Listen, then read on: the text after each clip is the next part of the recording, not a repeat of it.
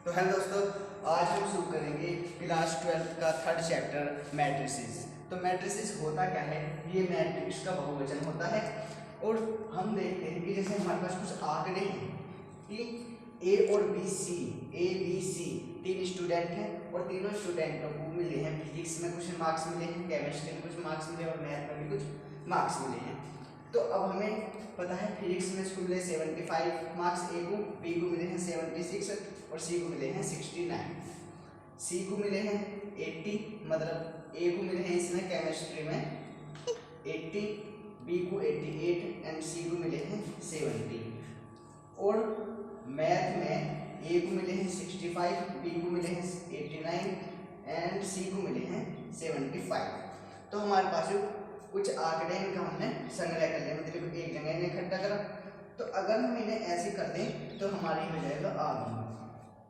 ठीक है, तो अब इसी आव्यूह में देखो, इसी उदाहरण में देखो कि जो ऊपर से नीचे आ रही है लाइन, उन्हें तो हम कहेंगे स्तंभ। क्या कहेंगे? स्तंभ। स्तंभ का मतलब होता है कॉलम। और जो दाएं से बाएं, मतलब बाएं से दाएं जा रही है, मतलब लेफ्ट से राइट की तरफ जा रही है, राइट से लेफ्ट की तरफ आ रही है, इन्हें तो कहेंगे हम क्या? पंक्ति। पंक्ति का मतलब होता है रो। ओके, तो अब हमारा ये है। तो अब हमारी होती है डेफिनेशन ऑफ मैट्रिक्स। तो मैट्रिक्स की परिभाषा क्या है? कि कोई m गुना n का एक हो, मतलब एक m गुना n का क्रम होता है। मतलब जैसे हमने लिखा, यहाँ पे लिखा 2 4 6 8 10 12 14 16 और 18, ये हमने लिख दिया। तो m क्या है? m है इसमें पंक्तियों की संख्या और n क्या है? इसमें स्तंभों की संख्या है। तो हमने देखा था कि पंक्ति होती है ये, तो ये पहली पंक्ति, दूसरी पंक्ति, है तीसरी पंक्ति। तो पंक्तियों की संख्या कितनी रहेगी? 3। ओके, और स्तंभ होते हैं हमारे ये, तो 1 2 3। तो स्तंभ कितने हो गए हमारे? 3। तो इसमें टोटल एलिमेंट है, अवयवों की संख्या कितनी होगी हमारी? 3 या 9। तो हमारी हो जाएगी 9 संख्या हो जाएगी हमारी, m गुना n का होता है ये। तो अब हम इसे आव्यूह का निरूपण कैसे करते हैं? ये नोटेशन ऑफ ए मैट्रिक्स। तो जैसे एक मैट्रिक्स है A इक्वल टू हमारा होता है aij m गुना n। ठीक है, तो aij, एक ij का मतलब कैसा है?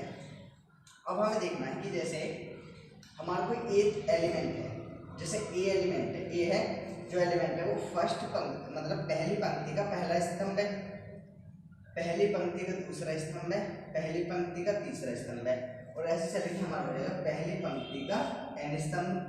ओके, फिर हमारा है दूसरी पंक्ति का पहला स्तंभ है, ये दूसरी पंक्ति का पहला स्तंभ, फिर ये दूसरी पंक्ति का दूसरा स्तंभ है, फिर ये दूसरी पंक्ति का तीसरा स्तंभ है। तो ऐसे चल के हो जाएगा हमारा 2n, मतलब दूसरी पंक्ति का n स्तंभ। ऐसे चल के हमारा हो जाएगा m वाली पंक्ति का पहला स्तंभ। ठीक है, am वाली पंक्ति का दूसरा स्तंभ, am वाली पंक्ति का तीसरा स्तंभ, और ये हमारा हो जाएगा amn। तो मतलब m गुना n जो होती है आव्यूह का ऑर्डर या कोटि होती है। ठीक है, m गुना n होती है आव्यूह का ऑर्डर या कोटि। तो देखो, जैसे अब हम इसकी आव्यूह की कोटि ज्ञात करें तो 3 गुना 3 होगी, 3 इसमें पंक्तियां और 3 इसमें स्तंभ है। ठीक है, तो अब हमारा जैसे है 1 2 3 4 2 4। ठीक है, इसमें हम करेंगे पंक्तियों की संख्या कितनी है? 1 2 है, 2 गुना स्तंभों की 1 2 3 है, 3। तो हमारे ये हो जाएंगे 6। तो ये होगी, मतलब m गुना n होता है आव्यूह की कोटि या ऑर्डर। ठीक है, तो अब हमारा नेक्स्ट टॉपिक है इसमें ही।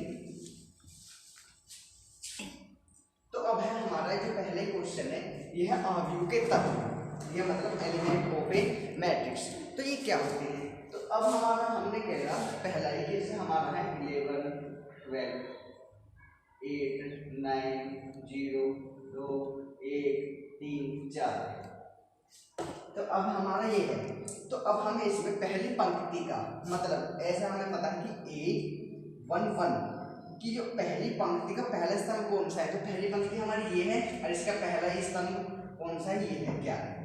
ओके, अब हमें पूछा कि दूसरी पंक्ति का तीसरा स्तंभ कौन सा है? तो देखो दूसरी पंक्ति है ये, तीसरा स्तंभ है। ओके, ऐसे ये लिखे जाते हैं। अब है हमारा एक क्वेश्चन है, ठीक है। अब हमारा एक क्वेश्चन, तो अब हमारे क्वेश्चन है कि यदि किसी आव्यूह में 18 तत्व हैं, ठीक है, तो इनकी कोटि कैसे हो सकती है, कैसी कौन कौन सी कोटियां हो सकती हैं इसकी? तो सबसे पहले हमारा हो गई 1 गुना 18, मतलब एक पंक्ति और 18 स्तंभ ये हो जाएगा। दूसरी हमारी 18 गुना 1, मतलब 18 पंक्ति और 1 स्तंभ हो जाएगा। तीसरी है 2 गुना 9, मतलब 2 पंक्ति 9 स्तंभ। फिर है 9 गुना 2, 9 पंक्ति 2 स्तंभ।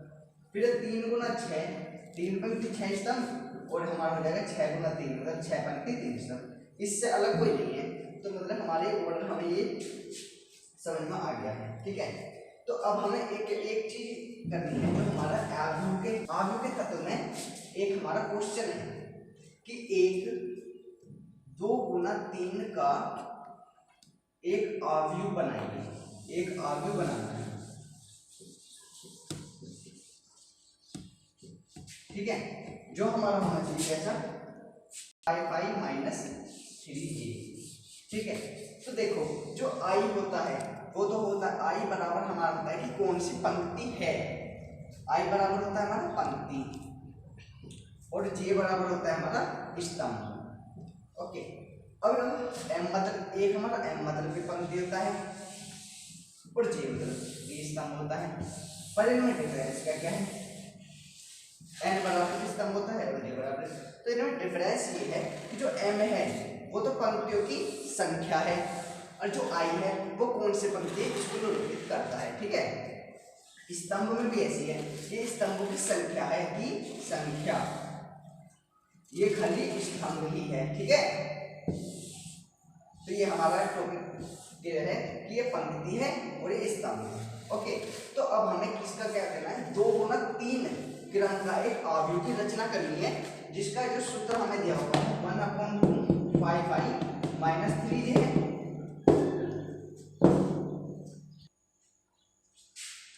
तो मतलब हमारा ये है 1/2 5i माइनस 3j हो गया। तो अब हम करेंगे 2 गुना 3 क्रम का एक आव्यूह की हमें रचना करनी है। तो हमारा 2 क्या है, 2 क्या है हमारी पंक्तियों की संख्या, 2 बराबर मतलब m बराबर है 2 और n बराबर है हमारी 3। तो मतलब स्तंभ कितने होने चाहिए, 3 होने चाहिए, पंक्ति कितनी होनी चाहिए, 2 होनी चाहिए। तो अब हम करेंगे इसका पहले की तरह, जैसे हमारा है a, पहली पंक्ति पहले स्तंभ, पहली पंक्ति दूसरा स्तंभ, स्तंभ कितने इसमें 3 है, तो पहली पंक्ति तीसरा स्तंभ हो गया। फिर दूसरी पंक्ति पहला स्तंभ, दूसरी पंक्ति दूसरा स्तंभ, और दूसरी पंक्ति तीसरा स्तंभ है, ठीक है। तो अब हमें इसका मान कैसे ज्ञात करना है, तो हमें इसकी सहायता से हमें ज्ञात करना है, ठीक है। तो अब हम इसकी सहायता से ज्ञात करेंगे, तो पहला मेजर हो जाएगा a11। ओके, तो 1/2 ये हो जाएगा मोड में हमारा है 5i माइनस 3j। तो ये हमारा हो जाएगा 5 गुना 1, तो देखो 1 है, मतलब i की जगह भी 1 है, j की जगह भी 1 है, तो 5 माइनस 3 बराबर हमारा कितना हो जाएगा 2, ठीक है। अगर अंदर माइनस में भी आता तो भी बाहर प्लस में आ जाता है, क्योंकि मोड है। तो 2/2 हो जाए हमारा 1/2, मतलब पहली पंक्ति का दूसरा स्तंभ है, तो मतलब 5 1/2 ये हो जाएगा 5 एकम 5, 5 गुना 1 माइनस 3 गुना j है, तो हमारा हो जाएगा 2, मतलब क्या है इसका 3 दूनी 6 में से 5 गया, 1 बचा माइनस का, भार आएगा किसका होगा प्लस का, तो 1/2 ही हो जाएगा, ठीक है इसका। फिर 1 3 मतलब पहली पंक्ति तीसरा स्तंभ है 2, तो 5 गुना 1 माइनस 3 गुना 3 हो जाएगा, 3 से 9 में से 5 गए, 4 बचे माइनस के, मोड़ है तो हमारा आ जाएगा बाहर प्लस में। तो अगर हम इसे करेंगे तो 2 दूनी 4, तो हमारा आ जाएगा 2। अब है हमारा 1 2 1, मतलब 1 21 है, तो i की जगह 2 धरेंगे, j की जगह 1 धरेंगे, तो 1/2 हो जाएगा हमारा 5 गुना 2 माइनस 3 गुना 1 है, 5 दूनी 10 में से 3 गए, हमारा हो जाएगा 7/2, ठीक है। तो अब हमारा अगला है कि a22 क्या है, तो मतलब आई की जगह 1 2 ऐसे ही हम कर लेंगे 1/2 5 गुना 2 माइनस 3 गुना 2। तो 10 में से 6 चले जाएंगे, हमारे बच जाएंगे 4, तो हमारा ये भी हो जाएगा 2। ठीक है, 1 2 3, तो 5 दूनी 5 गुना 2 माइनस 3 गुना 3, तो हमारा जो 5 दूनी 10 और 3 3 9, तो 1 बच जाएगा बराबर हो जाएगा 1/2। तो हमारे आंसर जो आए हैं, अब इसे हम इसमें इन सब की वैल्यू धर लेंगे।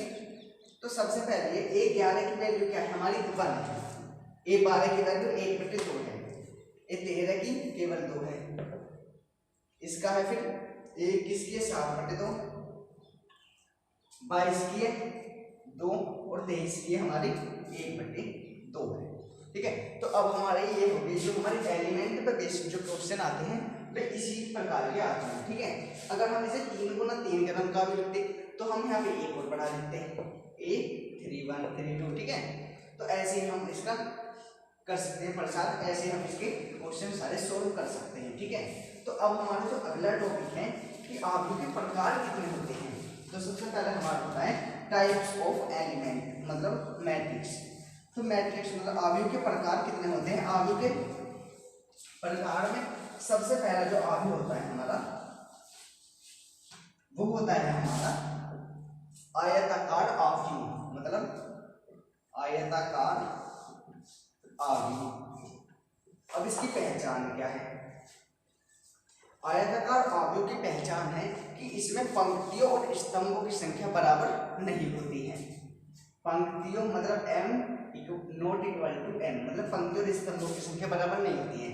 तो मतलब पंक्ति इसमें हम जैसे माने 1 2 3 4 5 6 7 और 8 ये मानते हैं। तो इसमें पंक्तियों की संख्या कितनी है 2 है, स्तंभों की संख्या 4 है, तो ये हमारा क्या हो जाएगा आयताकार आव्यूह हो जाएगा, क्योंकि इसमें पंक्तियों की संख्या स्तंभों की संख्या के बराबर नहीं है।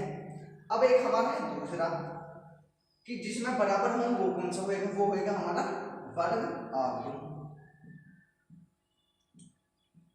वर्ग आव्यूह का मतलब होता है स्क्वायर, स्क्वायर मैट्रिक्स होता है इसका मतलब। वर्ग आव्यूह का मतलब होता है स्क्वायर मैट्रिक्स। अब इसमें क्या होता है m बराबर n। ठीक है, मतलब पंक्तियों की संख्या जो होती है वो स्तंभों की संख्या के बराबर होती है। अब हम अगर करें कि ये है कि नहीं है वर्ग आव्यूह है कि नहीं, ये है क्योंकि इसमें पंक्तियों की संख्या भी एक है और स्तंभों की संख्या भी एक है। दूसरा अगर 1 और 2 है, इसमें है कि नहीं है, ये नहीं है क्योंकि इसमें पंक्तियों की संख्या 1 है, स्तंभों की संख्या 2 है। अब हमारा है कि 1 2 3 4 ये भी है क्योंकि इसमें स्तंभों की संख्या 2 है और पंक्तियों की भी 2 है। अब है हमारा 1 2 3 4 5 6 7 8 9 है, तो ये भी हमारा क्या है वर्ग आव्यूह है। ठीक है, मतलब इसमें पंक्ति और स्तंभों की संख्या हमारी बराबर है, तो ये हमारा कौन सा है वर्ग आव्यूह है। अब हमारा अगला आव्यूह आता है क्षैतिज,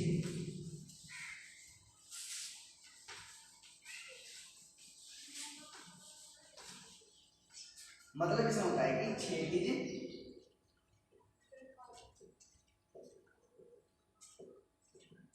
अब इसमें क्षैतिज आव्यूह में क्या होता है हमारा कि इस आव्यूह में पंक्तियों की संख्या स्तंभों की संख्या से कम होती है, मतलब m लेस देन और n। ठीक है, तो मतलब पंक्तियों की संख्या जो m होएगा वो n से कम होगी, तो इसमें हम लिख देंगे जैसे 1 2 3 4 5 6 7 8। ओके, तो इसमें कितनी पंक्तियों की संख्या है 2, स्तंभों की संख्या है 4 है। तो अगर हम ये करें 1 2 3 4, ये भी हमारा होगा क्षैतिज आव्यूह, मतलब इसकी हो जाएगी 1 गुना 4, पंक्तियों की संख्या स्तंभों की संख्या से कम होती है। ठीक है, अब एक है हमारा ऊर्ध्वाधर आव्यूह।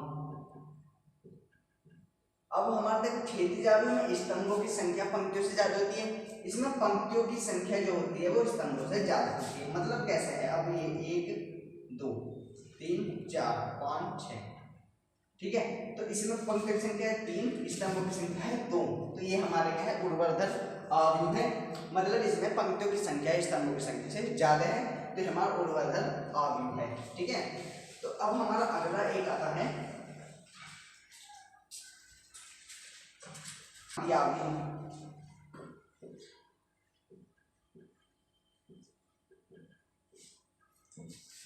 हमारा जो है एक पंक्ति आव्यूह है, तो पंक्ति आदि कौन सा होगा जिसमें केवल एक पंक्ति होगी, जिसमें केवल एक पंक्ति होगी, मतलब m इक्वल टू 1, मतलब पंक्ति की संख्या कितनी होगी, एक होगी, तो वो होगा हमारा स्तंभ कितने भी हो तो वो होगा हमारा पंक्ति आव्यूह। जैसे 1 कर दिया हमने, 1 2 3 4, ये कितना है हमारा, ये पंक्ति आव्यूह है। अब ऐसे ही हमारा क्या हो जाएगा, स्तंभ आव्यूह।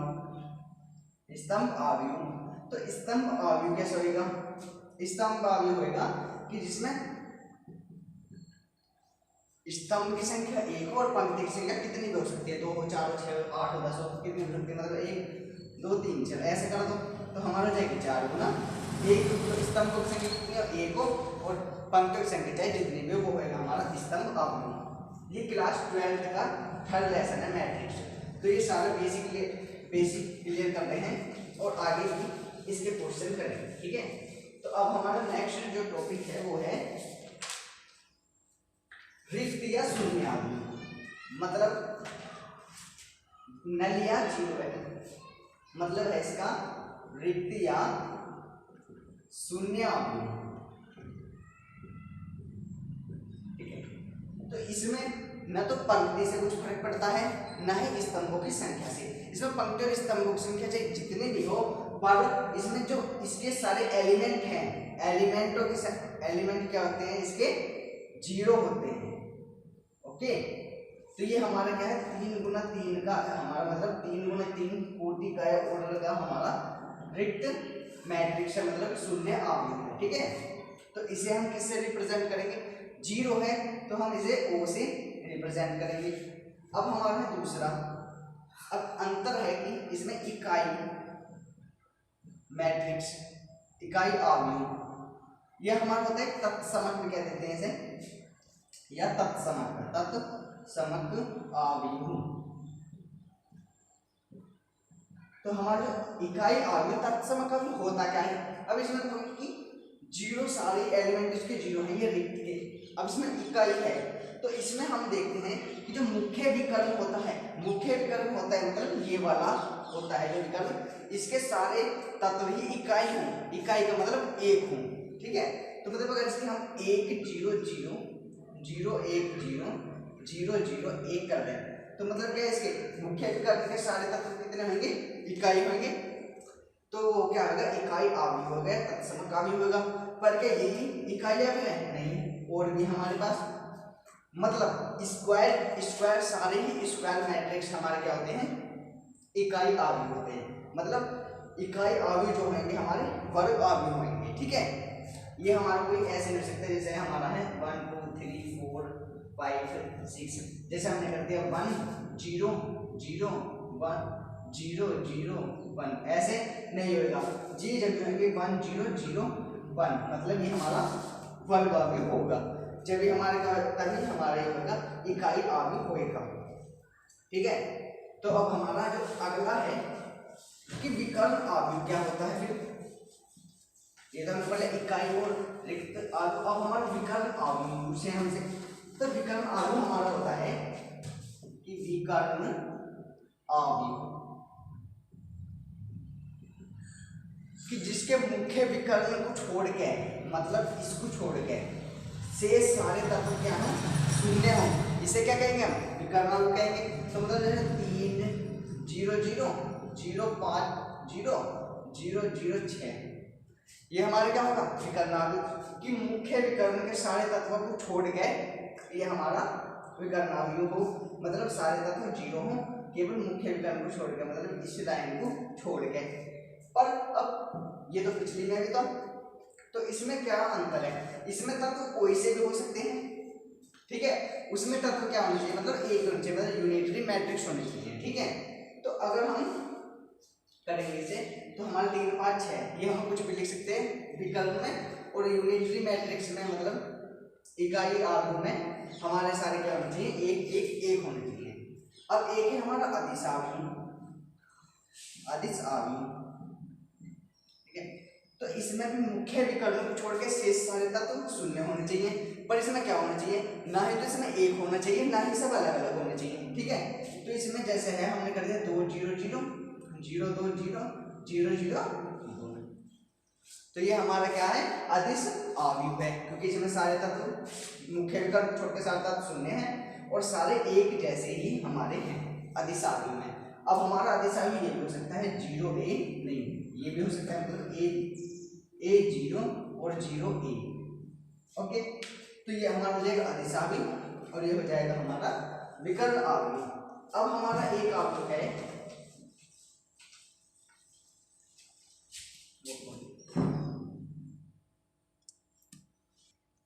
तो अब हमारा एक है सब मैट्रिक्स, सब मैट्रिक्स। तो सब मैट्रिक्स होता है मतलब उप अवयव।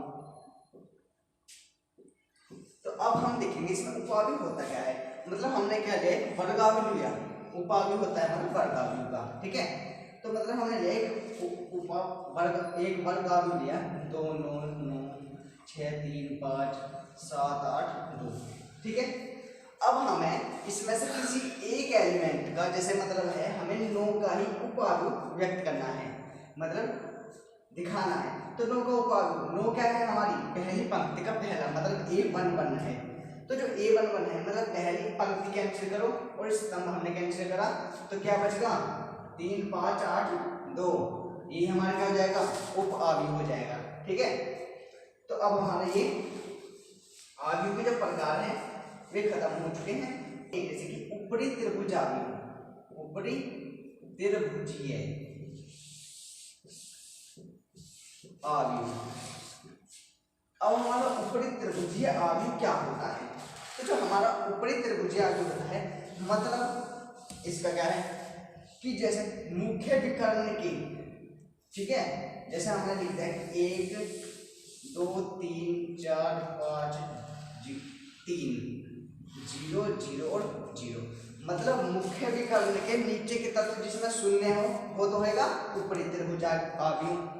और दूसरा है हमारा निम्न त्रिभुजीय अवयव।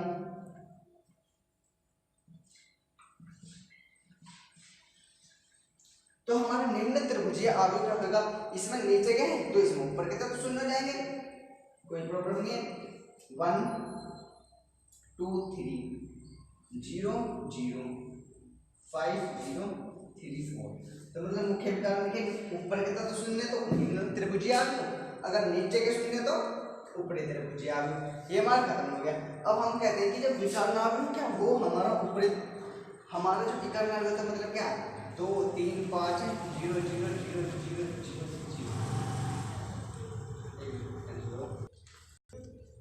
तो आज हमने ये सारा ऊपरी त्रिभुजीय अवयव और निम्न त्रिभुजीय अवयव के साथ हमारा ये टॉपिक खत्म हो चुका है, मतलब इसके जो बेसिक है वो हमारे खत्म हो गए हैं। नेक्स्ट वीडियो में हम जो नेक्स्ट वीडियो हमारे आएंगे कल को, उसमें हम इसके सारे क्वेश्चन करेंगे, पहले एक्सरसाइज करेंगे और थोड़ी सी और बेसिक लेवल की जानकारी प्राप्त करेंगे इससे आगे, ठीक है। तो हमारे चैनल को सब्सक्राइब कीजिए और लाइक कीजिए।